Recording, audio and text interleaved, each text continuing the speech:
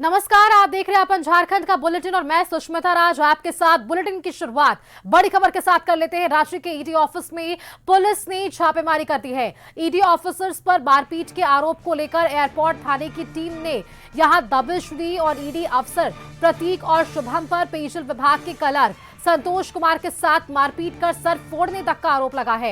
Airport थाने में इसे लेकर मामला भी दर्ज करवा दिया गया था, जिसके बाद ईडी ऑफिस में दबिश दी गई। इधर ईडी ऑफिस की सुरक्षा को लेकर सीआईएसएफ की तरफ से भी तैनाती कर दी गई है। सीआईएसएफ की टीम भी सुरक्षा उपकरणों के साथ पहुंच गई है। मारपीट के आरोपों की जांच के लिए आज सवेरे ही ईडी दफ्तर में मारपीट के आरोपों की जांच को लेकर छापेमारी ही की गई। एफएसएल की टीम और सिटी डीएसपी अब ईडी दफ्तर पहुंचे हुए हैं।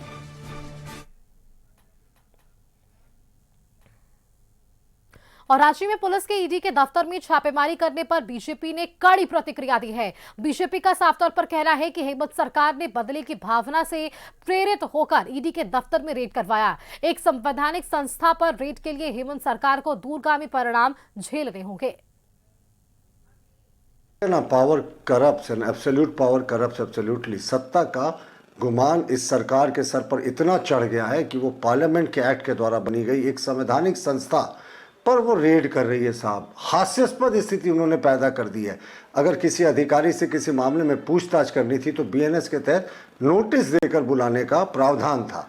हाँ, लेकिन ये कहीं ना कहीं बदले की कार्रवाई दिख रही है, क्योंकि मुख्यमंत्री जी खुद ईडी के अभियुक्त हैं, जेल भी जा चुके हैं। इस सरकार के कई मंत्री, कई पूर्व मंत्री, कई विधायक ईडी के मनी लॉन्ड्रिंग केसेस में रडार में हैं।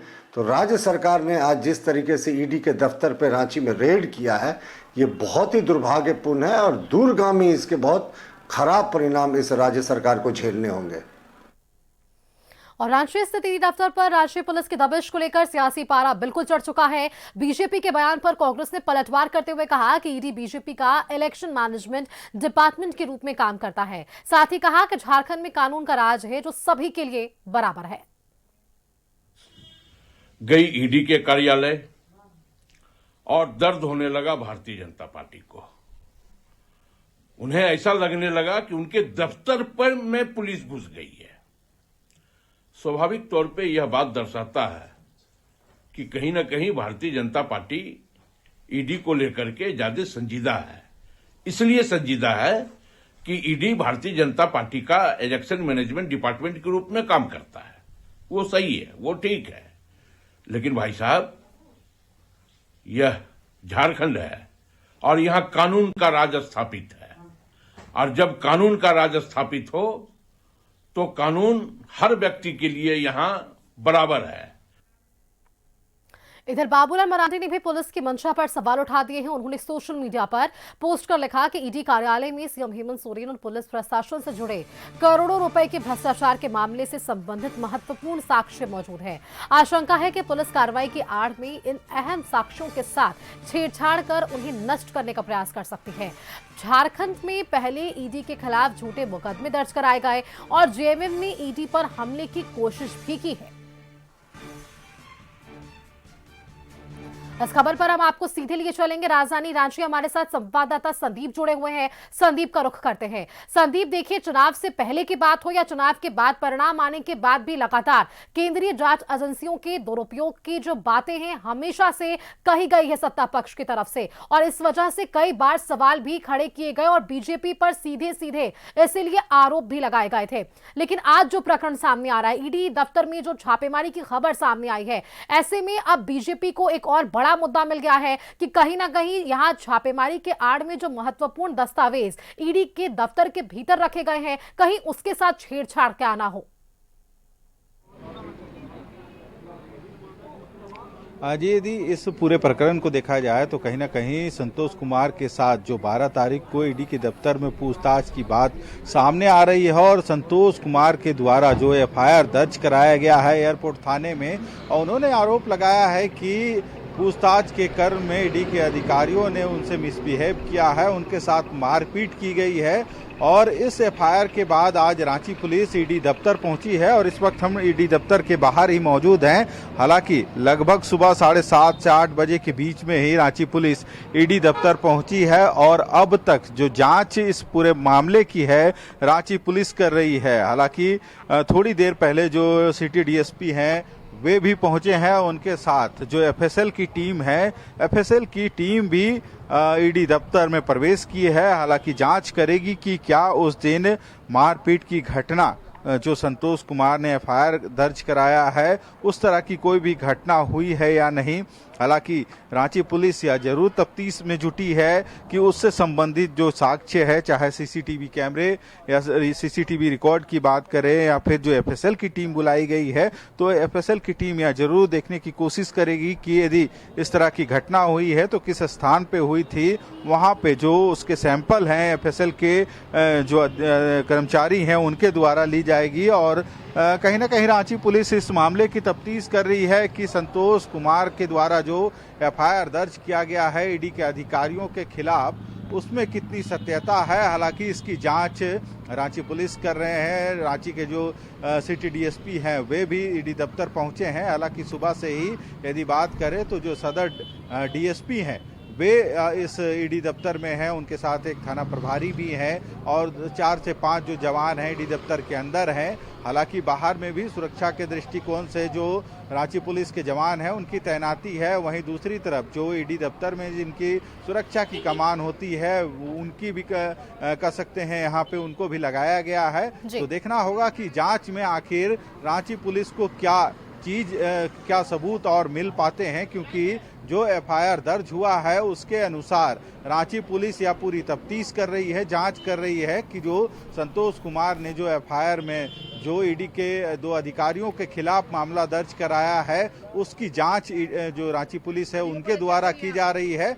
तो देखना होगा इस जांच के बाद ही यह स्पष्ट हो पाएगा कि इस बात जो इस जांच में क्या कुछ निकल के आता है। देखिए संदीप, एक तरफ ये जांच की प्रक्रिया चलेगी। आपने देखा जिस तरह से एफआईआर दर्ज किया गया, उसी आड़ पे यहाँ पर ये छापेमारी हो रही है, तमाम सीआईएसएफ की वहां पर तैनाती भी देखने को मिल रही है। लेकिन इसका एक दूसरा पहलू यह भी है कि अब ये पूरा प्रकरण जो है वो राजनीतिक रंग लेता हुआ नजर आ रहा है। अब जैसे ही यहाँ छापेमारी की खबर सामने आती है, नेता प्रतिपक्ष बाबूलाल मरांडी इसे लेकर पोस्ट कर देते हैं और कई तरह के गंभीर आरोप लगाते हैं। लेकिन जेएमएम और कांग्रेस जो है वो भी इस पर चुप नहीं बैठा है। कांग्रेस लगातार ये कहती नजर आई है कि ईडी ने झारखंड में जो भी कार्रवाई की वो बीजेपी के संरक्षण में किया है। ये तमाम सवाल रहे हैं, तो ये तो अब तो शुरुआत है। ऐसे में आज जो प्रकरण नजर आ पा रहा है, बीजेपी की तरफ से कई गंभीर आरोप सत्ता पक्ष पर लगते नजर आ रहे हैं। आज ही यदि इस पूरे प्रकरण को देखा जाए तो इस जांच की कार्रवाई के शुरू होने के बाद ही ट्वीट और जो प्रतिक्रिया है उसकी दौड़ शुरू हो गई है, चाहे सत्ता पक्ष की बात करें या विपक्ष की बात करें। हालांकि कुछ अधिकारी अब भी देख सकते हैं तस्वीरों के माध्यम से, जो ईडी के अधिकारी हैं वे ईडी दफ्तर पहुंचे हैं और कई अधिकारी इससे पहले भी मौजूद हैं ईडी दफ्तर में। पर जो अब सत्ता पक्ष और विपक्ष के द्वारा जो प्रतिक्रिया या आरोप प्रत्यारोप लगना शुरू हो गया है, जहां सत्ता पक्ष विपक्ष पर यह आरोप लगा रही है कि जब यह कार्रवाई ईडी की दफ्तर में हुई है और उनके खिलाफ एफआईआर हुआ है तब जांच के लिए पुलिस की टीम वहां पहुंची है, तो ऐसे में बीजेपी के पेट में क्यों दर्द हो रहा है, या जो जांच है ईडी कार्यालय में चल रही है ना कि बीजेपी के दफ्तर में।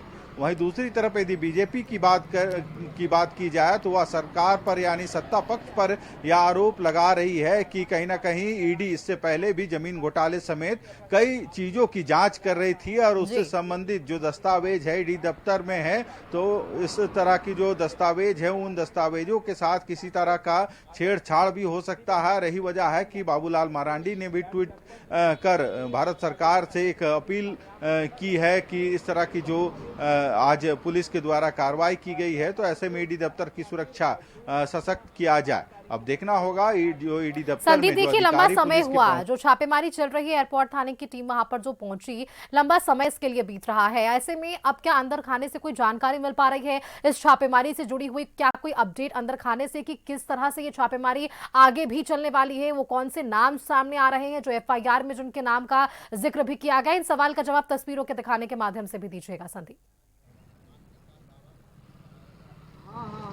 आज यदि इस पूरे मामले को देखा जाए तो कहीं ना कहीं एक लंबा अंतराल जरूर हुआ है, क्योंकि 7, साढ़े 7, 8 बजे के बीच में रांची पुलिस की जो टीम है ईडी दफ्तर पहुंची थी और तब से लगातार जितने भी अधिकारी यहां मौजूद हैं वे अभी बाहर नहीं निकले हैं, जबकि एफएसएल की टीम और सिटी डीएसपी भी ईडी दफ्तर पहुंचे हैं। यानी एफएसएल की टीम पहुंची है तो उस 12 तारीख को जो घटना हुई थी उससे संबंधित जो सबूत मिले होंगे या फिर जो नमूने लेने हैं, यही वजह है कि एफएसएल की टीम को बुलाया गया है और एफएसएल की जो टीम है वह मौजूद है फिलहाल अभी इसी ईडी दफ्तर में। तो देखना होगा जांच के उपरांत ही स्पष्ट हो पाएगा कि आखिर पुलिस को इस पूरे मामले की जांच के उपरांत क्या साक्ष्य मिले हैं, क्योंकि पुलिस जरूर यह कोशिश करेगी कि ईडी दफ्तर में जो सीसीटीवी कैमरे लगे हैं उन कैमरों की भी जो रिकॉर्डिंग है उसकी जांच हो, ताकि जो आरोप संतोष कुमार के द्वारा लगाया गया है उन आरोपों का जो साक्ष्य है उसको जो पुलिस के अधिकारी हैं वो अपने जांच के दरमियान ला सके। हालांकि देखना होगा पुलिस के अधिकारी जब ईडी दफ्तर से बाहर निकलेंगे तभी स्पष्ट हो पाएगा कि क्या इससे संबंधित कुछ साक्ष्य पुलिस के हाथ लगे हैं। जी बिल्कुल संदीप, देखिए आप खबर पर नजर बनाकर रखिएगा, लगातार आपसे अपडेट्स के लिए संपर्क करेंगे। फिलहाल के लिए शुक्रिया आपका हमारे साथ जुड़ने के लिए। तमाम जानकारियां आपने हमारे दर्शकों तक साझा की है कि किस तरह से एयरपोर्ट थाने की टीम वहां पर पहुंची हुई है और लगभग सुबह 7, साढ़े 7 बजे से यहां पर ये छापेमारी चल रही है। फिलहाल ये छापेमारी अब भी जारी है, सीआईएसएफ टीम की वहां पर तैनाती कर दी गई है और किस तरह से यहां पर जानकारी आती है ये भी हम अपने दर्शकों को बताएंगे। बहुत शुक्रिया आपका संदीप हमारे साथ जुड़ने के लिए।